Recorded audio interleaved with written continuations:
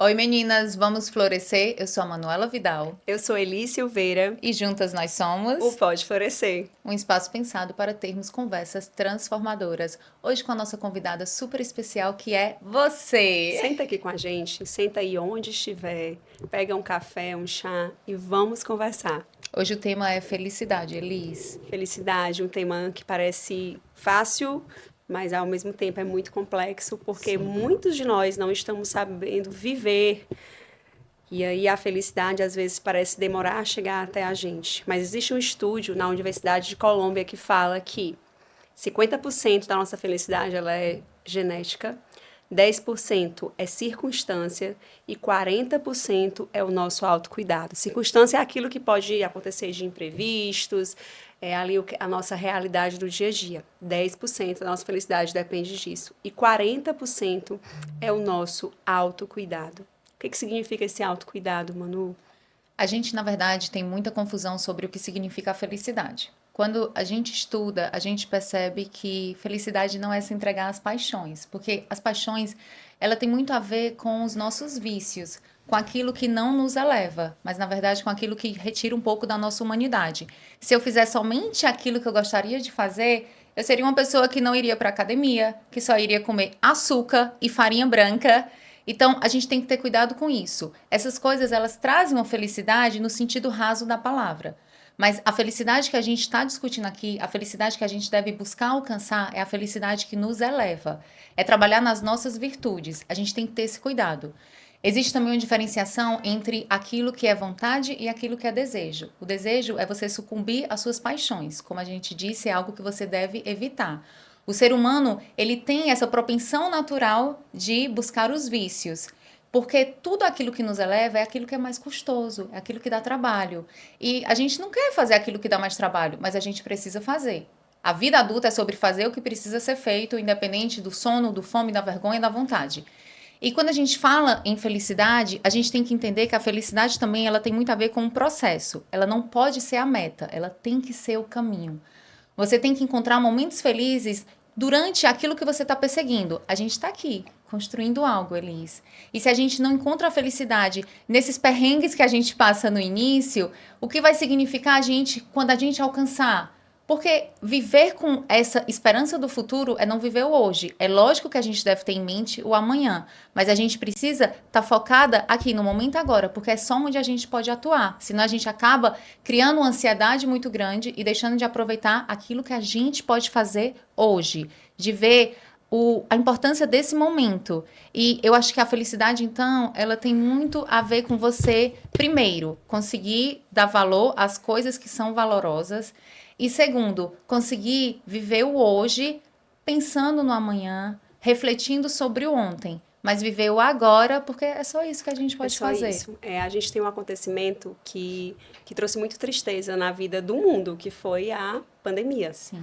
certo? E na pandemia, as redes sociais continuavam ativas, as pessoas mostravam muita felicidade, tinha muita desgraça, muitos acontecimentos ruins, mas as pessoas dentro dos seus lares, elas mostravam, principalmente as pessoas que já produziam muito conteúdo, traziam muito essa felicidade, bebendo, comendo, cantando, lives. E a pessoa que estava triste, que não estava lidando, por mais que não estivesse passando por perdas na sua família, mas vendo o mundo ali, realmente um acontecimento inédito no mundo inteiro, as pessoas estavam tristes. E algumas pessoas não tinham a capacidade de observar a alegria do outro. E isso trouxe um grande número de depressão. Isso não sou eu que estou falando, isso são estudos que falam. Então, trouxe um número muito maior de depressão para o mundo. Algumas pessoas não estavam prontas para, no seu momento de tristeza, assistir tantas felicidades na rede social. E isso trouxe um boom muito grande de depressão. E muitas vezes, quando a gente vai trabalhar sobre felicidade, é impossível não abordar o termo depressão, que é a tristeza. A gente sempre está ali nos dois mundos. E ter tristeza não é problema. O problema é eu não conseguir expor a minha tristeza. Eu não, sabe como se fosse aqui o seu cérebro e você tivesse um cano onde passasse suas emoções.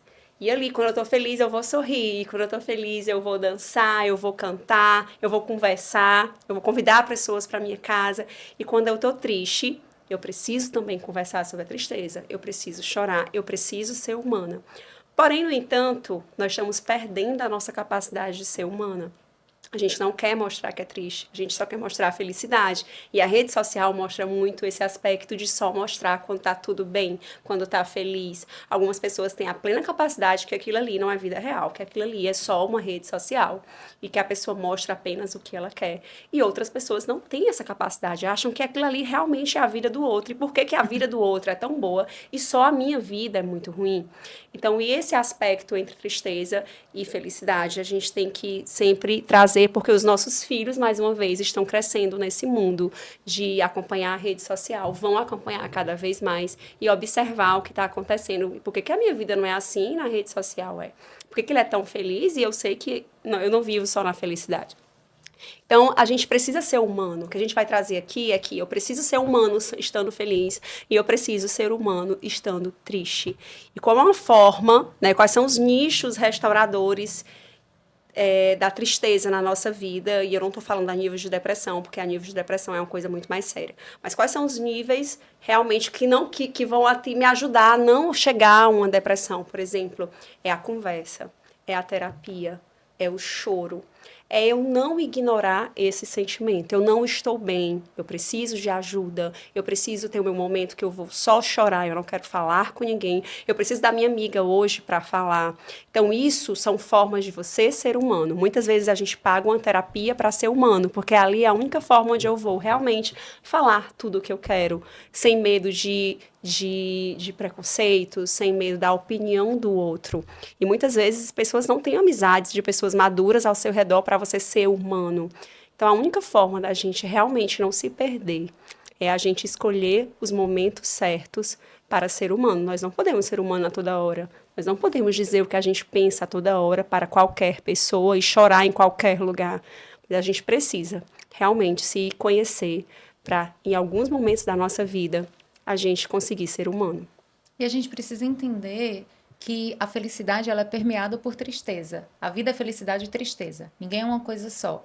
A gente chega nesse mundo não querendo sofrer, mas se você é uma pessoa de fé católica, você sabe que Cristo foi pregado na cruz, Cristo carregou sua cruz, Cristo é filho de Deus. Então, como que eu, se sou católica, posso esperar não sofrer se o Filho de Deus veio e sofreu nesse mundo? A gente tem que entender que a parcela de dor, ela nos pertence também. E sentir essa parcela de dor não é deixar que a tristeza consuma, mas é você entender que nada é uma coisa só. Então, que os momentos felizes, eles são permeados por tristeza, mas que a felicidade, ela continua ali e é ela que vai te permitir sair daquele momento sombrio. Existem certos dias cinzas que eles tomam conta do nosso céu inteiro, mas eles não duram um ano inteiro. Em algum momento eles vão passar. E aí você vai passar por isso, às vezes só com a ajuda de uma amiga, às vezes com a ajuda de um profissional, às vezes com medicação, às vezes cuidando mais da saúde. É um conjunto também de fatores. Se você puder fazer tudo isso, ótimo. Se você não puder, você faz aquilo que está a seu alcance. A felicidade, ela não tem que ser algo que você busque a qualquer preço. Nada tem que ser buscado a qualquer preço. A felicidade, ela tem que ser algo que te norteia, mas que não te torna cego para as dores que você vai sentir e para as dores dos outros. A dor, ela faz parte da vida. Infelizmente ou felizmente, porque é aquilo que vai fazer com que a gente aprenda, é aquilo que vai fazer com que os nossos pés finquem no chão e que a gente fique atento àquilo que está acontecendo. Felicidade, ela é muito você com você mesma. Mais uma vez, a gente fala de dentro para fora. Sim. Se você achar que vai depender de outras coisas, você acaba sendo inalcançável. Mas do meu lugar, de onde eu estou, com a minha taça, com o meu livro, como é que eu posso ser feliz? Ah, a Manu, ela pode ter outras coisas, mas a Manu está no lado dela, eu estou do meu lado. E o meu lado, o que é que eu estou aqui observando que eu posso encontrar pistas de que aquilo ali me cabe e que vai me deixar feliz. E isso é muito importante. Quando você falou da história de Jesus na cruz, vem muito à minha mente Maria. Maria, por ser mulher, por ser mãe, então você se identifica muito com a persona de Maria. Como ela foi forte, como aquela mulher, eu acho que quando Deus escolheu para que Maria fosse a mãe de Jesus, ele estava encontrando ali em Maria uma personalidade, né, uma mulher de mente muito forte, porque ela sabia o caminho que ela ia andar. E não foi caminho fácil, ela viu o filho dela né, morrer em uma cruz, ele ressuscitou, a gente crê nisso. Mas você imagina o que Maria passou e ela estava ali forte, em um momento de tristeza absoluta. Ela disse, eu vou, ela chorou e se levantou. E isso é a vida, é chorar e levantar, é resistir e dizer, eu tenho que seguir, mesmo com esses problemas, com a minha realidade, eu vou ter que seguir. Então, Maria traz essa pessoa de mulher muito forte, que conseguiu ficar ali até o final, acreditando num plano muito maior, em um plano divino, mas foi muito forte porque ela podia simplesmente ter desistido lá no começo. Ela seguiu, ela acompanhou todo o percurso da cruz, em todos os momentos, e ela dava força, né, para o seu filho, e chorava e levantava. Então ali, para mim, é um exemplo muito grande de uma mulher que tinha uma inteligência emocional muito forte. E que mostra também o tanto que a nossa felicidade passa pelo outro, né, Elis? Demais. Porque quando a gente é mãe, ou quando a gente é tia, quando a gente é filha, quando a gente é sobrinha, enfim, a gente se importa muitas vezes mais com a dor do outro do que com a nossa própria dor. Se a minha família não tá bem, se meu marido não tá bem, se minhas filhas não estão bem, se minhas irmãs não estão bem, se meus pais não estão bem, eu não estou bem. Então, eu tenho que ter esse cuidado também com não apenas aquilo que eu busco para mim, mas como que isso afeta o outro, porque a nossa felicidade, ela passa pelo outro. Passa pelo A outro. gente não tá nessa vida sozinho, nós somos as nossas relações. E a gente estava falando sobre algo que antes a gente tinha felicidade que hoje a gente não tem, que é o encontro com algumas pessoas que não fazem mais sentido na nossa vida. Sim. Né, Elisa? Aí como é que a gente lida com isso? Com algo que em algum momento na sua vida trouxe tanta felicidade que hoje você não quer mais, que você quer fugir. Eu acho que você vai amadurecendo e você vai não tendo mais tempo para coisas que não importam tanto. E aquele momento que chegam para você e dizem assim, não, aquela pessoa, aquele trabalho, aquela roupa, aquele lugar, aquele carro, aquela casa, não me cabe mais, né? Lógico que você não precisa ficar mudando, porque se você estiver mudando de amiga, mudando de casa, mudando de carro, mudando de roupa... Tem algo errado. Vamos pra terapia correndo. Nem as geminianas são desse jeito. Não, então assim, poxa, vamos ver aqui, né? Então assim, quando você vai amadurecendo, você vai vendo que você não tem mais tanto tempo assim na vida como você era adolescente. Então você começa a imaginar e diz assim, eu vou usar esse meu tempo muito adequado, então eu preciso estar com as pessoas que eu realmente gosto. Eu preciso conversar daquilo que eu realmente estou a fim de conversar. Por que que eu vou conversar? É bom fofocar, é bom falar besteira, mas se você não está afim, também não fala. Você não tem mais tempo para fazer aquilo que você não quer mais. A verdade é essa, que não faz mais sentido. E aí, assim como as roupas, assim como a casa, assim como as pessoas, muitas coisas não lhe cabem mais. Tem uma frase que eu amo que diz que a vida, ela é uma peça que o ensaio já é a própria vida. A gente vai aprendendo... A gente nem ensaia. A gente não ensaia. A gente não ensaia. Como a gente errou como mãe. Poxa, mas é a minha primeira vez como mãe. Você errou como esposa. Poxa, mas eu tô sendo esposa pela primeira vez. Eu não fui esposa antes. Então, a gente tá vivendo sem ensaio, né? Ensaio. O ensaio é a própria vida. É incrível, mano. E eu amo essa frase, amo esse conceito, porque sempre me faz refletir muito. E tem uma filósofa contemporânea estadunidense, que é a Martha Nussbaum, e ela fala muito sobre escolhas trágicas. E ela traz esse conceito de escolhas trágicas para a vida cotidiana. Então, somos nós que estamos aqui, e para estarmos aqui não podemos pegar os nossos filhos na escola. Sim. É uma escolha que a gente tem que fazer. Mas a gente pesou e escolheu estar aqui hoje, primeiro, porque nossos filhos podiam ser pegos, no seu caso, pelo seu marido, e no meu caso, pela minha irmã. Então, eles estão bem. Eles estão bem. Isso já traz uma segurança, já me permite estar aqui. E aí, dentro dessas escolhas trágicas, a nossa busca é sempre por superar essa tragédia, essa pequena tragédia, e buscar a felicidade. O ser humano, ele vive a tragédia nas pequenas coisas e nas grandes coisas, mas o nosso desejo é pela superação da tragédia e por alcançar a felicidade. E isso é muito importante, porque quando você passa a focar somente na tragédia e isso te paralisa, existe algo de errado. O seu foco deve ser sempre na felicidade. E não nessa felicidade utópica, inalcançável, mas nessa felicidade de estar aqui agora, fazendo um trabalho que a gente gosta. É uma escolha. Uma escolha e que traz felicidade. São os 40%. 40% da felicidade é uma escolha nossa. É o autocuidado com a minha vida e comigo mesma. né? Então, a gente tem 40% para fazer dar certo. E que a felicidade já existiu enquanto tu estava aí estudando, se preparando para essa Sim, nossa conversa de hoje. amando. Porque enquanto eu estava estudando também ontem em casa, me preparando para essa conversa de hoje, eu já estava vivendo a felicidade. Então, quando a gente fala sobre a felicidade ser o caminho e não a meta, é muito sobre isso. Por mais que ontem eu cansada estudando e, ai meu Deus, queria assistir os Irmãos Menendez, tô viciada no Netflix, mas Sim. não, mas eu quero assistir isso aqui, isso também é felicidade.